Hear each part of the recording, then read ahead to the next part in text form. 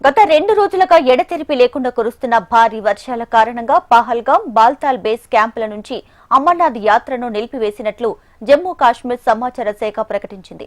కుండపోత వర్షం కారణంగా ప్రభావితమైన యాత్ర స్థలాలలో అధికారులు అత్యవసర పునరుద్ధరణ పనులు చేపడుతున్న నేపథ్యంలోనే యాత్రను ఒక్కరోజు నిలిపివేస్తున్నట్లు ప్రకటించారు.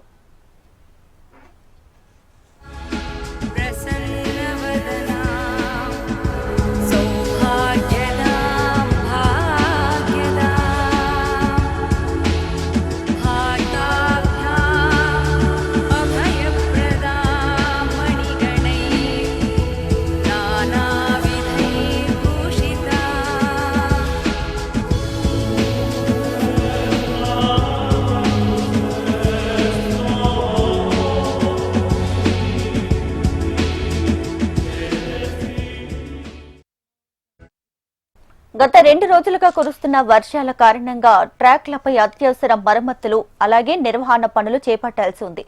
ఈ రోజు 2 బేస్ క్యాంపుల నుంచి యాత్రకు అనుమతించకూడదని నిర్ణయించారు.